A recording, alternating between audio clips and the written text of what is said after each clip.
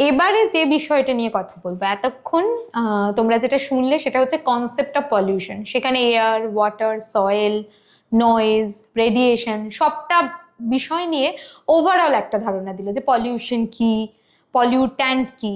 কিন্তু এইবারে খুব স্পেসিফিকভাবে তোমাদের সিলেবাসে যেটা রয়েছে এয়ার পলিউশনস, দেখবে 2 নম্বর যে ইউনিটটার মধ্যে রয়েছে সেখানে দেখবে স্পেসিফিকভাবে এয়ার পলিউশন নিয়ে কথা বলবো।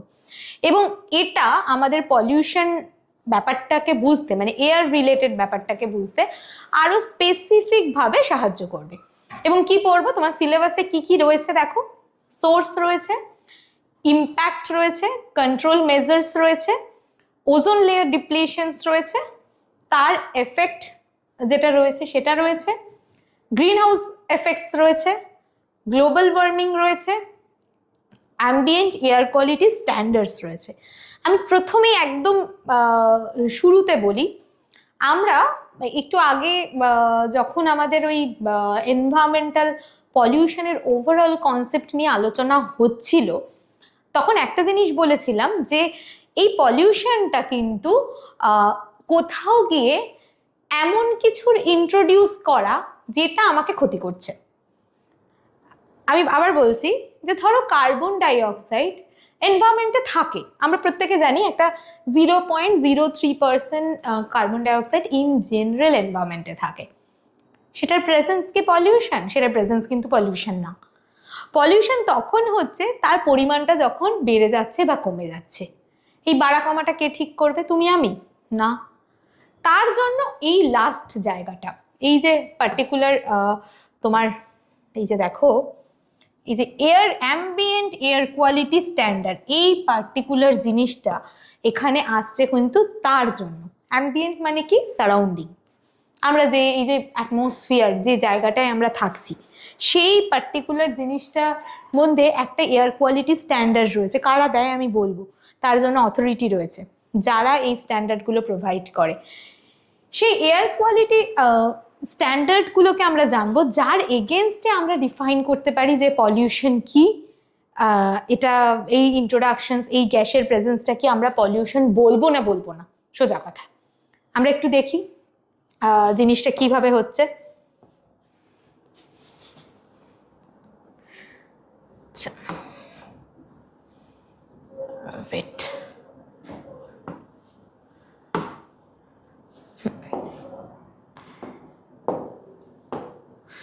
আচ্ছা, আমরা একটুখানি দেখে নিই। হ্যাঁ, দেখো ডেফিনেশনস, এয়ার পলিউশনের ক্ষেত্রে ডেফিনেশন, ওভারঅল পলিউশনটাকে যদি মাথায় রাখো তাহলে তোমরা এয়ার পলিউশনের ডেফিনেশনসটা ভালো করে বুঝতে পারবে।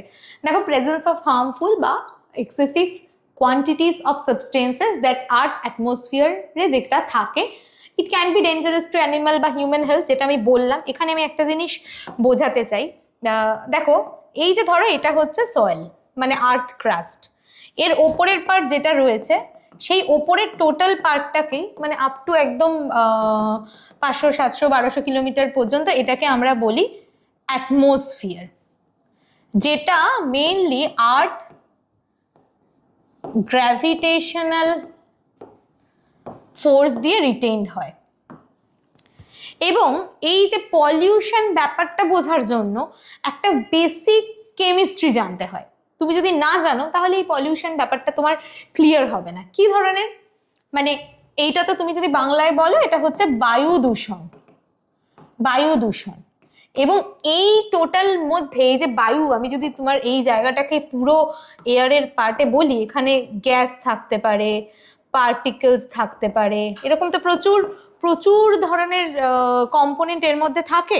এবং যার একটা খুব বড় সোর্স অফ এনার্জি এখানে আসে হচ্ছে, সেটা এই যে আকাশটা তুমি দেখতে পাচ্ছ, এখানের সোর্স অফ এনার্জি হচ্ছে সান।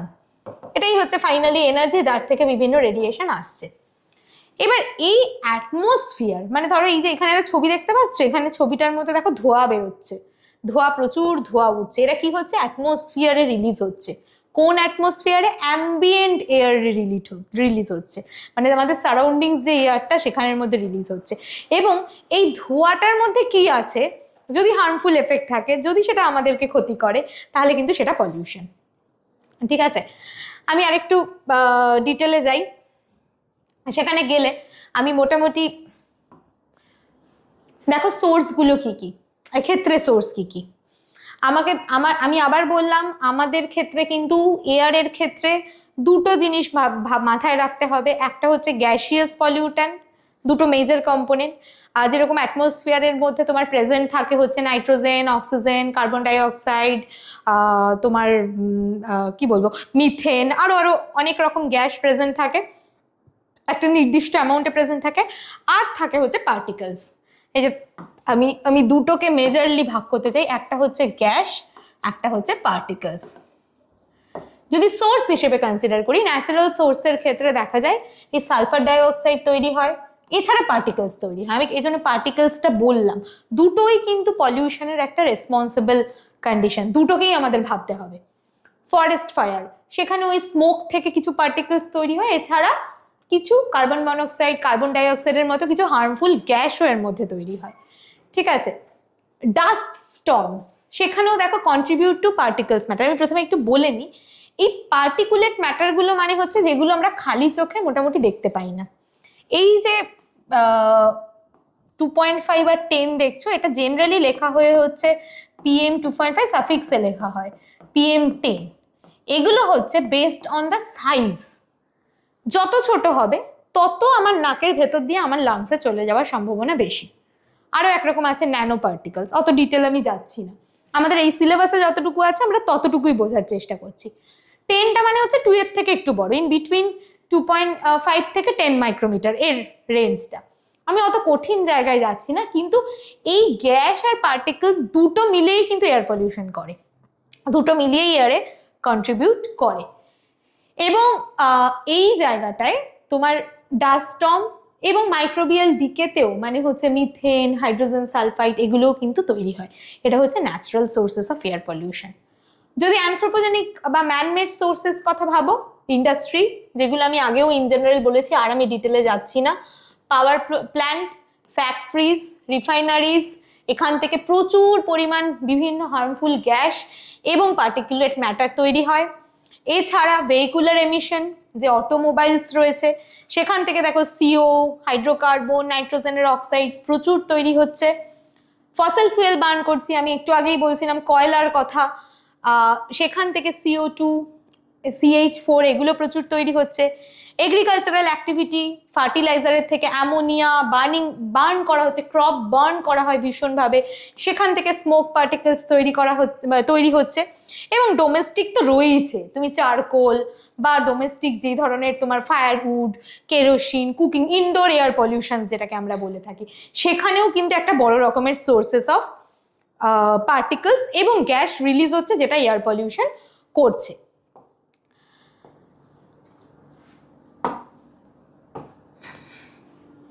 ইম্প্যাক্ট কি কি আছে?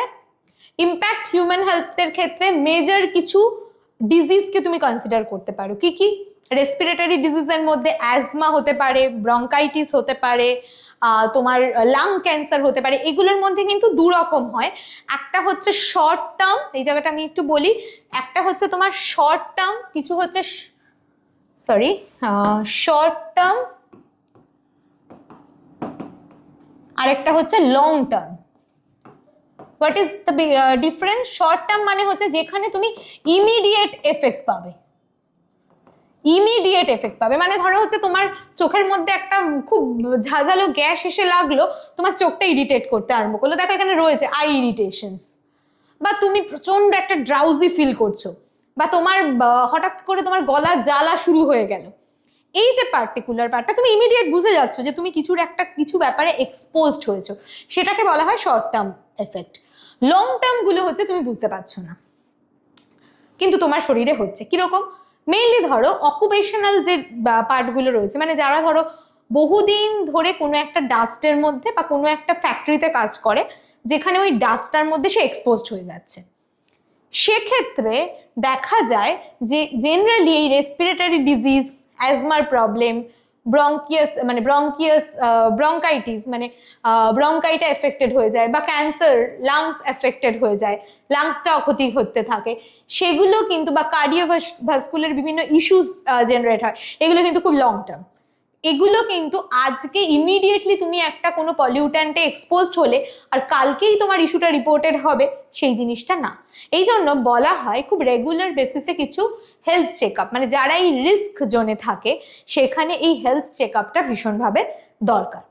আচ্ছা, অ্যানিমালসের ওপরও তোমার ইনহেলেশন অফ টক্সিক গ্যাসে কি হয়, রেসপিরেটরি হেলথে হতে পারে, হিউম্যানের মতো অ্যানিম্যালের ক্ষেত্রেও হতে পারে, কন্টামিনেটেড যদি ভেজিটেশন ফুড চেনের মধ্যে ওটাকে ঢুকিয়ে যেতে পারে। ভেজিটেশনের ক্ষেত্রে আমরা বলেছিলাম একটা ইম্প্যাক্ট হচ্ছে অ্যাসিড রেন, যদিও অ্যাসিড রেন খুব ডিটেল আমরা এখানে পড়ছি না, আমরা ইম্প্যাক্ট হিসেবে আমরা শুধু জানছি যে এই সালফার ডাইঅক্সাইড, নাইট্রোজেন ডাইঅক্সাইড, এখান থেকে HNO3, H2SO4 এগুলোর কিছু ড্রপলেট তৈরি হয়। ড্রপলেট তৈরি হয়ে যেটা হয়, এক মিনিট, ড্রপলেট তৈরি হয়ে যেটা হয়, এটা অ্যাটমসফিয়ারে এই মেঘের মধ্যেই ওপরে আর কি ড্রপলেটগুলো তৈরি হতে থাকে এবং ডাস্টগুলোকে ওরা নিউক্লিয়াই হিসেবে ব্যবহার করে। এবং যখন বৃষ্টি হয়, এই এই যেহেতু H2SO4 আর HNO3 একটা অ্যাসিডিক টেন্ডেন্সি রয়েছে, ওই অ্যাসিডটা, বৃষ্টিটা, পিএইচটা অনেকটা কমে যায়, অ্যারাউন্ড তোমার 4.4 এরকম। নর্মালি আমাদের বৃষ্টি কিন্তু একটুখানি অ্যাসিডিকই হয়, এর পিএইচটা মোটামুটি ওভারঅল 5.6 এর মতো থাকে, কিন্তু এক্ষেত্রে কি হয়, ওই অম্লত্ব যেটা বলে তার পরিমাণটা অনেক বেড়ে যায়, মানে অ্যাসিডিক টেন্ডেন্সিটা তৈরি হয়। এবং তাতে যেটা হয়, এই অ্যাসিড রেইন যদি ভেজিটেশনের ওপর পড়ে, মানে এটা আমি বলছি যে ভেজিটেশন মানে হচ্ছে গাছপালার ওপর পড়ে, তারা তো এটার সাথে ইউজ টু না, তখন কি হয়, সেটার মধ্যে ক্ষতি করতে থাকে, এবং সেটা হচ্ছে গাছের পাতাকে ড্যামেজ করে, টোটাল গাছটাকে ড্যামেজ করে দেয়, সয়েল কোয়ালিটি হ্যাম্পার করে দেয়, তার ফটোসিনথেসিস এফেক্টেড হয়, এটা কিন্তু হতে থাকে। আচ্ছা, এবং বিভিন্ন এনভায়রনমেন্টের ক্ষেত্রে আমাদের একটা খুব বড় এক্সাম্পল রয়েছে, তাজমহল ক্ষয়ে যাচ্ছে, সেইখানেও কিন্তু অ্যাসিড রেনের একটা বড় রকম ভূমিকা রয়েছে। এবং আমরা বিভিন্ন রিপোর্ট পাই যে ধরো এই যে দিল্লিতে শীতকালে প্রচণ্ড রকম পলিউশন বেড়ে যায়, সেখানে হচ্ছে স্মগ ফর্মেশন হয়, সেটা হচ্ছে স্মোক আর ফগ দুটো নিয়ে যে স্মগ ফর্মেশন তৈরি হয়, স্মোক প্লাস ফগ শীতকালে, এতে দেখা যায় পুরো ভিজিবিলিটিটা নষ্ট হয়ে যায় এবং পলিউট্যান্টগুলো ট্র্যাপ হয়ে যায়। আমি এগুলো মানে আমি কেন এই জিনিসগুলো একটু একটু করে বলছি, কারণ কেমিস্ট্রির জায়গাটা না জানলে পলিউশনটা বোঝা যায় না। তো কিন্তু ইন জেনারেল, যেহেতু এই সাবজেক্টটা তোমাদের সবার জন্য, আর্টস, সায়েন্স, কমার্স সমস্ত ছেলেমেয়েরা এটাকে তোমরা পড়ছো, সেখানে বেসিক জায়গাটা আমি একদম গল্পের মতো বলার চেষ্টা করছি। এখানে হচ্ছে তোমরা মনে করো যে এই স্মোক আর ফগ মিলে এমনভাবে, মানে যত তোমার স্মোকটা বেড়ে যাবে, শীতকালে ফগ বেশি হয়, তাহলে কি হয়, এই স্মগটা বেশি হয় এবং তাতে পলিউট্যান্টগুলো, এই যে ডাস্টগুলো, পার্টিকেলসগুলো ট্র্যাপ হয়ে বসে থাকে। এবং ফাইনালি এই যে গ্রিন হাউস গ্যাসের রিলিজ যেটা হচ্ছে, এরা কিন্তু প্রচণ্ডভাবে গ্লোবাল ওয়ার্মিং দেয়। আমি এর সাথে একটা কথা বলে রাখি, এই যে আমি প্রথম থেকে বলছি, একটা সার্টেন অ্যামাউন্ট অফ গ্যাস যতটা আমাদের থাকা উচিত সেটা কিন্তু থাকা উচিত, যেরকম কার্বন ডাইঅক্সাইড, একটা নির্দিষ্ট পরিমাণ কার্বন ডাইঅক্সাইড অ্যাটমসফিয়ারে আছে, তার জন্যই এই অ্যাটমসফিয়ারিক একটা অ্যাভারেজ টেম্পারেচার যেটা বলে, সেটা কিন্তু হিট ব্যালেন্স যেটাকে বলে, সেটা মেনটেন হচ্ছে।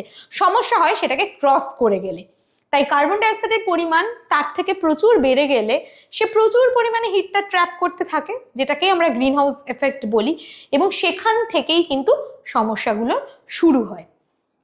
আচ্ছা, নেক্সট কন্ট্রোল মেজারের মধ্যে আমি যদি এয়ার পলিউশন স্পেসিফিক কিছু বলি, আমাদের বিভিন্ন ইন্ডাস্ট্রিগুলো বিভিন্ন ধরনের টেকনোলজি অ্যাডপ্ট করছে, নানান রকম টেকনোলজি এর মধ্যে অ্যাডপ্ট করা হয়, এবং সেখানে কিসের জন্য অ্যাডপ্ট করা হয়, রিডিউসড দ্য এমিশন রেট, আমার যাতে এমিশনসটা কম হয় সেটা কমানোর জন্য। Clean fuel, CNG, LPG, electricity instead of coal, এগুলো হচ্ছে আমরা দেখতে পাচ্ছি আস্তে আস্তে আমরা ভেহিকেলের দিকে যাচ্ছি, এরকম বিভিন্ন অল্টারনেটিভ কিন্তু আসছে। ইন্ডাস্ট্রিয়াল কন্ট্রোলের জন্য বিভিন্ন পার্টিকুলেট ম্যাটার রিডিউস করার জন্য স্ক্রাবার, ফিল্টার, ইলেকট্রোস্ট্যাটিক স্পেসিফিকেশন, এগুলো তো বাই প্রিন্সিপাল তোমাদের পড়ার দরকার নেই, তোমরা বাই নেম জেনে রাখো, যাতে কিন্তু পলিউট্যান্টটা রিলিজ হয়, মানে কম হয়, রিডিউসড হয়। রিলিজ হয় মানে বেসিক্যালি ওটা তো রিলিজ নর্মালি হচ্ছে, কিন্তু যদি ইলেকট্রোস্ট্যাটিক প্রেসিপিটেটের মধ্যে দিয়ে ওটাকে চালানো হয় তাহলে কি করে, ওটার পরিমাণটা কমতে থাকে, রিডিউসড হয়, ওটা স্ক্রিন করে। তোমরা যদি এরকম ভাবে ভাবো যে একটা ফিল্টারের মতো জিনিস, ওরা ওই পার্টিকুলেট ম্যাটারটাকে ছেঁকে দিয়ে বাকিটা পরিবেশের মধ্যে বা অ্যাম্বিয়েন্ট এয়ারের মধ্যে ছাড়ছে। এছাড়া কি হয়, প্রচুর গাছ লাগাতে হবে। Afforestation is very much important. এই যে আমরা গাছ কেটে দিচ্ছি, পুকুর ভরাট করে দিচ্ছি, এগুলো কি হেলদি? এগুলো তো হেলদি না। তো সেরকম অ্যাফরেস্টেশন কি কেন দরকার আরো বেশি, এরা কিন্তু এই অ্যাবজর্ব CO2 বা আদার পলিউটেন্ট, গাছের মতো ভালো জিনিস পরিবেশকে আর কেউ বাঁচাতে পারে না। যখন খুব গরমের মধ্যে দিয়ে রাস্তা দিয়ে হাঁটবে, তখন গিয়ে একটু গাছের ছায়ায় গিয়ে যদি তুমি দাঁড়াও, ওই প্রখর রৌদ্রর মধ্যেও কিন্তু তোমার একটা স্বস্তি লাগবে। So there is some positive effect and a huge positive impact of plantation of trees or afforestation program. আরেকটা ভীষণ ইম্পর্টেন্ট জিনিস, দ্যাট ইজ দ্য অ্যাওয়ারনেস। আমরা কোনো কিছুই কমপ্লিটলি করতে পারবো না যদি পাবলিক অ্যাওয়ারনেসটা জেনারেট হয়। তাই ইকো ফ্রেন্ডলি হ্যাবিটগুলোকে জেনারেট করতে হবে এবং ফাইনালি গ্রিন এনার্জির দিকে আমাদের আস্তে আস্তে অল্টারনেটিভ এনার্জির দিকে যেতে হবে। এবং এক্ষেত্রেও আমি বলে রাখি, এয়ারকে বাঁচানোর জন্য একটা স্পেসিফিক অ্যাক্ট করা হয়েছিল, যেটা 1981-এ আসে, এবং তার পরে যেটা আমব্রেলা অ্যাক্ট বলে 1986-এ এনভায়রনমেন্টাল প্রোটেকশন অ্যাক্ট, যেটা এনভায়রনমেন্টের সমস্ত কম্পোনেন্টকে ও কন্ট্রোল করেছে। এবং এই যে আমি তোমাদেরকে একটু আগে বললাম যে স্ট্যান্ডার্ডগুলো ইম্পর্টেন্ট, আমি কার বেসিসে এটাকে পলিউশন বলবো সেটা তো তুমি আমি ঠিক করে দিচ্ছি না। পলিউশন বলার জন্য কিন্তু সেখানে কিছু এজেন্সি রয়েছে, এই CPCB আর SPCB। সিপিসিবি মানে হচ্ছে সেন্ট্রাল পলিউশন কন্ট্রোল বোর্ড, আর SPCB মানে হচ্ছে state pollution control board. Central হচ্ছে টোটাল ইন্ডিয়ার একটাই, দিল্লিতে রয়েছে, এবং স্টেট মানে হচ্ছে প্রত্যেকটা স্টেটে, ধরো ওয়েস্ট বেঙ্গলে West Bengal pollution control board, তুমি বিহারে যাও বিহার পলিউশন কন্ট্রোল বোর্ড, ইউপিতে যাও ইউপি পলিউশন কন্ট্রোল বোর্ড, এরকম প্রত্যেকটা স্টেটে আলাদা আলাদা পলিউশন কন্ট্রোল বোর্ড রয়েছে। এবং এই সেন্ট্রাল পলিউশন কন্ট্রোল বোর্ড বা CPCB মেইনলি বিভিন্ন স্ট্যান্ডার্ড তৈরি করার এজেন্সি রয়েছে, আমি বলছি, কিন্তু তার মধ্যে CPCB যারা কিছু স্ট্যান্ডার্ড আমাদের তৈরি করে দেয়, যেটা কিন্তু সারা ভারতবর্ষে একটা স্ট্যান্ডার্ড হিসেবে ধরা হয় এবং তাদেরকে চালু করা হয়। আমি নেক্সট যে টপিকটা, ওজোন লেয়ার ডিপ্লিশন, এই ব্যাপারে বলতে গেলে তোমাদের একটা জিনিস একটু বলতে হয় খুব ইম্পর্টেন্টলি, সেটা হচ্ছে যে আমাদের যদি আমরা এরমভাবে অ্যাটমসফিয়ারটাকে দেখি, যদি আমরা এখানে ধরো টেম্পারেচার দেখি, এখানে যদি আমরা ল্যাটিটিউড দেখি, মানে এর হাইটটা দেখি, আর এখানে যদি আমি টেম্পারেচার দেখি, তাহলে দেখা যাবে একটা সার্টেন টাইমে অবধি টেম্পারেচার কমে, বাড়ে, আবার কমতে থাকে। এরকম কিছু লেয়ার্স রয়েছে, তোমরা এই লেয়ারগুলোকে মানে পড়ে থাকবে। সেটা হচ্ছে ট্রোপোস্ফিয়ার, স্ট্র্যাটোস্ফিয়ার, মেসোস্ফিয়ার, আবার গিয়ে আয়নোস্ফিয়ার বা থার্মোস্ফিয়ার। এরকম ইন জেনারেল আমরা কিছু ভাগ করতে পারি, আমরা কিন্তু এগুলোকে চোখে দেখতে পারি না। এবার এই যে টেম্পারেচারটা কমে বা বাড়ে, এই কমা বাড়ার জন্য কিন্তু কিছু রেসপন্সিবল রয়েছে, যে এই লেয়ারগুলোতে অ্যাকচুয়ালি থাকে কি। তো আমাদের টপিকে আমরা যেহেতু ওই স্ট্র্যাটিফিকেশনটা অতটা ডিটেল আমাদের দরকার নেই, এটাকে বলে স্ট্র্যাটিফিকেশন অফ দি অ্যাটমসফিয়ার, কিন্তু আমরা ওজোন লেয়ারের জন্য এটা আমরা জানবো, কারণ এই যে সেকেন্ড লেয়ারটা, ট্রোপোস্ফিয়ার মানে যেখানে আমরা থাকি, কিরম ভাবে থাকি, ধরো আমার এখানে যা টেম্পারেচার, তুই যদি দার্জিলিংয়ে যাও টেম্পারেচার কমে, তার মানে with the increase of height temperature is decreased, সেটা হচ্ছে ট্রোপোস্ফিয়ারে। স্ট্র্যাটোস্ফিয়ারের মধ্যে এই যে মাঝখানে যে জায়গাটা দিচ্ছ, এইখানে ওজোন থাকে। ওজোন কিন্তু ডিরেক্টলি কোনো রিলিজ হয় না, ওজোন অ্যাটমসফিয়ারে তৈরি হয়, ঠিক আছে। এই ওজোন কম্পাউন্ডটা এটা থাকে হচ্ছে স্ট্র্যাটোস্ফিয়ারে, নর্মালি থাকে, আমি তুমি কেউ ইন্ট্রোডিউস করিনি, নর্মালি ওজোন থাকে। এই ওজোনটা কি করে, এরা এই ওজোন লেয়ারটা স্ট্র্যাটোস্ফিয়ারে থাকে মোটামুটি 15 থেকে 35 কিলোমিটার অ্যাবাভ দি আর্থ, এবং এখানে এর একটা প্রধান কাজ হচ্ছে আমাদের যে ইউভি রেডিয়েশন আসে, সেটা UVB, UVA, UVC হতে পারে, যেই রেডিয়েশনটাকে ও প্রোটেক্ট করে। এই যে দেখো, এই যে এইটা যদি আমরা যদি এই জায়গাটায় দাঁড়িয়ে থাকি, আমাদের এইটা হচ্ছে টোটাল অ্যাটমসফিয়ার। এই অ্যাটমসফিয়ারের একটা নির্দিষ্ট জায়গায় স্ট্র্যাটোস্ফিয়ারে ওজোনটা থাকছে, এবং এই ওজোনটা থাকার ফলে আমাদের ওরা প্রোটেক্ট করছে যাতে ইউভি রেডিয়েশনটা এখানে না আসতে পারে। এইটাই হচ্ছে ওজোন লেয়ার। এবং তার সাথে যেটা নিয়ে আমাদের কনসার্ন, সেটা হচ্ছে ওজোনটা ডিপ্লিট করে যাচ্ছে, মানে ওজোন লেয়ারে ডিপ্লিশন হচ্ছে। কি হচ্ছে? হোল তৈরি হচ্ছে। হোল মানে কিন্তু ফুটো এক্স্যাক্টলি না, হোল মানে হচ্ছে কোথাও গিয়ে ওজনের কনসেন্ট্রেশনটা কমে যাচ্ছে। এবং তুমি বুঝতে পারছো, যদি আমি এরকম ভাবে দেখাই, ধরো এইখানটায় একটা ওজোন লেয়ার ছিল, এটা যদি একটা ওজোন লেয়ার হয়, আর আমরা যদি এইখানে থাকি, এই যে ধরো এখানে গাছপালা, আমরা এইখানটায় বাস করছি, তাহলে এই যে এখান থেকে আসছে ও ইউভি রেডিয়েশন যেটাকে রয়েছে, ওজোন লেয়ারটা কিন্তু ওটাকে অ্যাবজর্ব করে দিচ্ছে। মানে এইখানে কম আসছে, এখানে যদি বা আসে, এখানে খুব কম আসছে। হ্যাঁ, এখানে কম হয়তো আসছে। এবারে যদি ধরো ওজনের কনসেন্ট্রেশনটা কোথাও গিয়ে বা এই জায়গাটা হ্যাঁ কমে গেল, কনসেন্ট্রেশনটা ধরে দিয়ে দেখা যাচ্ছে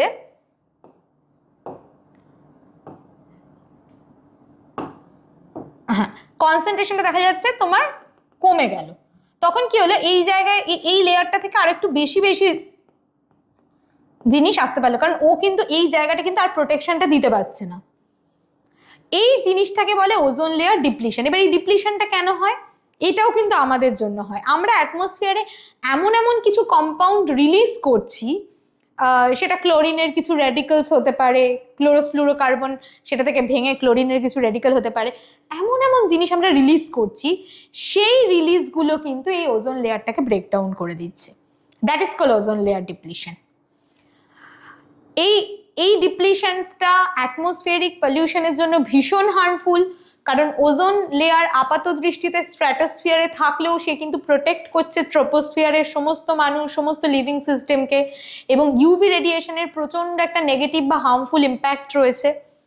ইউভি রেডিয়েশনস কিন্তু বেসিক্যালি আমাদের স্কিন ক্যান্সার থেকে আরম্ভ করে আমাদের চোখ ড্যামেজ বা শরীরের বিভিন্ন জায়গা আমাদের ড্যামেজ করে দিতে পারে। প্রচুর এর হার্মফুল ইম্প্যাক্ট রয়েছে, গাছপালা নষ্ট হয়ে যেতে পারে। সুতরাং এইটা কমে যাওয়া it's a very alarming part. পরের স্লাইডে গিয়ে দেখো, এখানে কজগুলো রয়েছে। সিএফসির কথা আমি বললাম, এছাড়া নাইট্রোজেন ডাইঅক্সাইড, এই যে আমি বললাম ক্লোরিন র্যাডিক্যাল অনেক সময় তোমরা দেখবে এই সিএল এর ওপর একটা ডট দেয়া হয়, এটা তোমরা বইতে দেখতে পাবে। এই ডটটাকে দিলে র্যাডিক্যাল বলে, দে আর মোর অ্যাক্টিভ। ঠিক আছে, এই র্যাডিক্যালগুলো যেটা তৈরি হয়, ওরা কি করে, এই ওজোনের সাথে রিয়াক্ট করে এবং করে ফাইনালি এটা ব্রেকডাউন করে দেয়। তার মানে ওজোনের কনসেন্ট্রেশনটা কমতে থাকে। এরকম প্রচুর এমিশনস রয়েছে যারা, বা প্রচুর রেসপন্সিবল ফ্যাক্টর রয়েছে যারা এই ওজোন লেয়ারটাকে কমাতে শুরু করছে।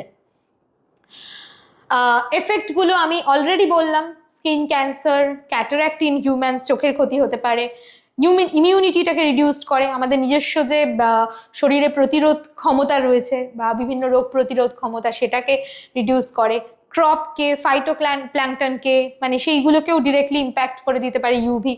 ক্লাইমেটিক টোটাল ইমব্যালেন্স একটা তৈরি হয়, সেটাও খুব ইম্পর্টেন্ট একটা ব্যাপার, ডিউ টু অল্টার্ড স্ট্র্যাটোস্ফেরিক কেমিস্ট্রি। কারণ হচ্ছে ওই ওজোন লেয়ারটা কমে গেলে কিন্তু পুরো জিনিসটাই মানে পুরো স্টেবিলিটিটা অ্যাটমসফিয়ারে নষ্ট হতে থাকে। কন্ট্রোল মেজার্সের মধ্যে আমাদের একটা প্রোটোকল খুব ইম্পর্টেন্ট 1987-এ হয়েছিল, মন্ট্রিয়াল প্রোটোকল, যেখানে বলা হয়েছে যে সিএফসি রিলিজ মানে ব্যানিং দ্য সিএফসি কম্পাউন্ড, এটা ভীষণ ইম্পর্টেন্ট একটা প্রোটোকল, যেখানে আমাদের ক্লোরোফ্লুরোকার্বনের রিলিজটাকে ওরা কন্ট্রোল করার চেষ্টা করেছিল। এবং এটা একটা গ্লোবাল একটা প্রোটোকল, যেখানে বলা হয়েছিল যে ওজোন ডিপ্লিটিং যে সাবস্টেন্সগুলো হয় সেইগুলোর এমিশনসগুলোকে ব্যান করতে হবে। এইচএফসি সেটার ক্ষেত্রেও মানে ইউজ অফ এইচএফসি, সেখানে বলছে যে এটা কম্পারেটিভলি সিএফসির থেকে লেস হার্মফুল, সেখানে তার ইউজটা অ্যাজ এ সাবস্টিটিউট হিসেবে ব্যবহার করা যেতে পারে, এবং অ্যাওয়ারনেস প্রমোট করতে হবে ফর সাস্টেনেবিলিটি। এরপরের যে ইম্পর্টেন্ট পার্টটা, এটাও আমি একটুখানি কিছুটা বললাম, সেটা হচ্ছে green house gas. Green house effect আমরা পড়বো। আমাদের গ্রিন হাউস গ্যাস যদি দেখি, আমি একটু পরের স্লাইডটা এখানে দেখাই। দেখো এখানে যদি আমরা দেখি, মোটামুটি এগুলো হচ্ছে বিভিন্ন সোর্সেস, মানে গ্যাসগুলোর সোর্সেস। ফসিল ফিউয়েল বার্নিং এর থেকে এফেক্ট হয় রিলেটিভলি হাই। মিথেন তৈরি হয়, সেটাও হচ্ছে খুব হাই একটা এফেক্ট করে। নাইট্রোজেনের অক্সাইড হয়, এটাও একটা বড় এফেক্ট করে। আবার সিএফসিও খুব বড় একটা ইম্প্যাক্ট তৈরি করে। তো তোমরা এটা ভালো করে লক্ষ্য করো, এই CO2 কে নিয়ে আমরা এত বেশি বেশি বলি, কিন্তু প্রত্যেকটা এই যে মিথেন বা নাইট্রোজেন ডাইঅক্সাইড সিএফসি, এগুলো কত টাইমস হায়ার দ্যান CO2 এটা এফেক্ট করে। মানে এই মিথেনের প্রেজেন্স যদি থাকে বা ইনটুওর যদি প্রেজেন্স থাকে, সেক্ষেত্রে দেখা যায় সিএফসির প্রেজেন্স থাকে দেখো কত 1000 to 10,000 টাইমস হায়ার CO2 কে কিন্তু ও মানে CO2 থেকে ইম্প্যাক্ট করে। তো গ্রিন হাউস গ্যাসের ক্ষেত্রে finally that leads to global warming. এখানে এফেক্টটা যদি আমি বলি, নর্মালি যেটা হয় যে ন্যাচারাল ফেনোমেনাতে যেখানে গ্যাসগুলো হিটটাকে ট্র্যাপ করে, গ্যাসগুলো যে হিটটাকে ট্র্যাপ করে, আমি যদি এই ছবিটা দেখি তাহলে এই যে দেখো সোলার রেডিয়েশন আসছে, এসে কিছুটা অ্যাটমসফিয়ারে রিফ্লেক্টেড হচ্ছে, কিছুটা আর্থ ক্রাস্টের মধ্যে অ্যাবজর্ব হয়ে যাচ্ছে। তার বিভিন্ন রকম রয়েছে, কিছুটা ইনফ্রারেড, কিন্তু নর্মাল ক্ষেত্রে দেখা যায় এই যে গ্যাসগুলো রয়েছে হিটটাকে ট্র্যাপ করে এবং কি করে, ওই যে বললাম আর্থের হিট বাজেটটাকেও মেনটেন করে। আর্থের হিট বাজেটটাকে মেনটেন করার জন্য হিটটাকে ট্যাপ করছে। এবং এই সোলার রেডিয়েশনসগুলো মানে এরা যে অ্যাবজর্ব হয়ে যায় এবং কিছু পার্ট রিফ্লেক্টেড হয়ে যায় টুয়ার্ডস দ্য স্পেস, এবং এই অ্যাবজর্বড যে ওয়ার্মিং মানে অ্যাবজর্বড এনার্জি, যেটাই ওয়ার্মিং অফ আর্থের জন্য দায়ী, মানে হচ্ছে হিট রেডিয়েশনস তৈরি করে। এবং সেখানে দেখা যায় যদি আমাদের ওই গ্যাসগুলো মিথেন, কার্বনের যে কার্বন মনোক্সাইড বা সিএফসি, এরা যদি গিয়ে বাড়তে থাকে, তখন দেখা যাবে যে এই অ্যাবজর্বের পরিমাণটা বাড়তে থাকে। এই যে absorb and re-radiate this infrared radiation trapping heat into the atmosphere, মানে অ্যাটমসফিয়ারে যেহেতু গ্যাসের পরিমাণটা বাড়তে থাকছে, অ্যাবজর্বের পরিমাণটা বাড়তে থাকে। এই এফেক্টটা কিন্তু দরকার, এই এফেক্টটার জন্যই কিন্তু আমাদের আর্থের একটা নর্মাল টেম্পারেচার মেনটেন হয়। কিন্তু সমস্যাটা কোথায় দেখা যায়, সমস্যাটা হচ্ছে যদি এর পরিমাণটা বেড়ে যায়, যেটা থেকে পলিউশন কথাটা এলো, এই পরিমাণটা যেই মুহূর্তে বেড়ে যাচ্ছে, সেখান থেকে তার ইম্প্যাক্টে গিয়ে তৈরি হচ্ছে গ্লোবাল ওয়ার্মিং। অ্যাভারেজ টেম্পারেচারটা প্রচুর বেড়ে যাচ্ছে এবং সেখানে কি হচ্ছে, এই যে দেখো rise in the earth's average surface temperature due to increase concentration of green house gas. যেটা আমি বলছি, গ্রিন হাউস গ্যাস মানে বাড়া, মানে গ্রিন হাউস এফেক্টটাও প্রচুর বেড়ে যাওয়া। এবং তাতে কি হচ্ছে, আইস গলে যাচ্ছে, মেল্টিং হয়ে যাচ্ছে, সি লেভেল রাইজ হয়ে যাচ্ছে, তোমার এক্সট্রিম ওয়েদারিং ইফেক্ট হচ্ছে। ওই যে বললাম বৃষ্টি বেড়ে যাচ্ছে, কখনো খুব বন্যা হচ্ছে, কখনো খুব খরা হচ্ছে, কখনো প্রচন্ড গরম পড়ছে, কখনো শীত বেশি হয়ে যাচ্ছে। We cannot predict it. Agricultural প্রোডাক্টিভিটির কিছু শিফট হচ্ছে, কোরাল ব্লিচিং হচ্ছে, তাতে কি হচ্ছে, লস অফ বায়োডাইভার্সিটি আসছে এবং ভেক্টরবোর্ন ডিজিজ প্রচন্ড বেড়ে যাচ্ছে। ম্যালেরিয়া, ডেঙ্গু, চিকেনগুনিয়া, এই ধরনের বিভিন্ন ধরনের রোগ কিন্তু আরো বেশি বেশি করে আমাদের এনভায়রনমেন্টে চলে আসছে। কন্ট্রোল যদি বলো, ওই যে আবার বললাম আমাদের একটা গ্যাসিয়াস কন্ট্রোল রয়েছে, একটা পার্টিকুলার কন্ট্রোল রয়েছে, পার্টিকুলেট ম্যাটার কন্ট্রোল রয়েছে।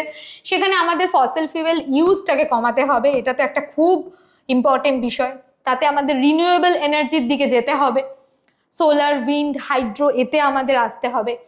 এনার্জি এফিসিয়েন্স জিনিসপত্র ব্যবহার করতে হবে, গ্রিন বিল্ডিং তৈরি করতে হবে। গ্রিন বিল্ডিং মানে কিন্তু সবুজ রঙের বাড়ি না, গ্রিন বিল্ডিং মানে হচ্ছে যাতে আমার ইলেকট্রিসিটি কনজামশন কম হবে, যেখানে জানলাগুলো বড় বড় হবে, বাইরের লাইট আসবে, তাতে হয়তো দিনের বেলা আমাকে লাইটটা জ্বালাতে হচ্ছে না, এয়ার ভালো পাস করবে, তাতে হয়তো আমাদের সন্ধ্যেবেলা এসিটা না চালালেও হবে। বা ধরো আমরা রেইন ওয়াটার হারভেস্টিং একটা ইউনিট রাখলাম, এরকম প্রচুর গ্রিন বিল্ডিং হচ্ছে। নিজস্ব বাড়ি না হলেও অফিসগুলোতে প্রচুর টেকনোলজি অ্যাডপ্ট করছে। কার্বন সিকুয়েস্ট্রেশন, কার্বনগুলোকে এই যে রিলিজ করছি, তার ট্র্যাপিংটাকে করতে হবে। তার ট্র্যাপিং যে জায়গাটা, কার্বন সিকুয়েস্ট্রেশনের যে জায়গাটা, সেখানে কিভাবে করা যায়, কার্বন ক্যাপচার বিভিন্ন টেকনোলজি ইন্ডাস্ট্রিতে রয়েছে, সেটা যেরকম একটা ইম্পর্টেন্ট বিষয়, কার্বন সিকোয়েস্ট্রেশনসের আরেকটা ইম্পর্টেন্ট হচ্ছে অ্যাফরেস্টেশন। ওই যে বললাম প্রচুর গাছ লাগাতে হবে। এছাড়া বিভিন্ন ধরনের ইন্টারন্যাশনাল কোঅপারেশনস রয়েছে, সেখানে কিয়োটো প্রোটোকলস রয়েছে, প্যারিস এগ্রিমেন্ট রয়েছে, যারা এই গ্রিন হাউস গ্যাস কে রিডিউস করা নিয়ে প্রচুর এগ্রিমেন্ট, মানে প্রত্যেক বছর প্রচুর দেশ মিলে তাদের একটা সম্মতিসূচক জায়গায় আনা হয় যে আমরা এতটা পরিমাণ গ্রিন হাউস গ্যাস রিলিজ করবো, এতটা করব না। সেই জায়গায় আমাদের কিন্তু মাথায় রাখতে হবে। এবং ওই যে বললাম প্রপার ওয়েস্ট ম্যানেজমেন্ট এবং sustainable transportation, that is also another important fact. কারণ হচ্ছে যে ওয়েস্ট ম্যানেজমেন্টটা যদি ওয়েস্ট প্রচুর পরিমাণে আমরা জমা রাখতে থাকি, সেখান থেকে অ্যানারোবিক ডিগ্রেডেশন হয়ে there is a high chance of producing methane. সেটাও কিন্তু একটা খুব গুরুত্বপূর্ণ বিষয়, কারণ মিথেন কিন্তু তোমরা আগের স্লাইডে দেখলে মিথেন কিন্তু অনেক বেশি ক্ষতিকারক কার্বন ডাই অক্সাইডের থেকে। ঠিক আছে, আচ্ছা, কন্ট্রোল মেজার গেল। এবং লাস্টলি আমি এয়ারের যে লাস্ট স্লাইডটা তোমাদেরকে বলবো, আমাদের কিন্তু ওই স্ট্যান্ডার্ডটা মাথায় রাখতে হবে। কয়েকটা জিনিস একটু জেনে রাখো, সেটা হচ্ছে national ambient air quality standard,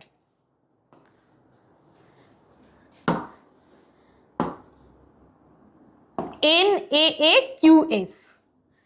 এরা বেসিক্যালি এই সিপিসিবি এই স্ট্যান্ডার্ডটা 2009 সালে দিয়েছিল। তাতে কি দিয়েছিল, তারা একটা অ্যানুয়াল, এটা তোমরা ওয়েবসাইটে ভালো করে পাবে বা বইতে তোমরা ভালো করে পাবে, ওয়েবসাইটটা দেখো, কোনো অসুবিধা নেই তো। সিপিসিবির ওয়েবসাইটে যাও, দেখবে ওপরে এরকম ট্যাগ করে এখানে স্ট্যান্ডার্ড বলে লেখা রয়েছে।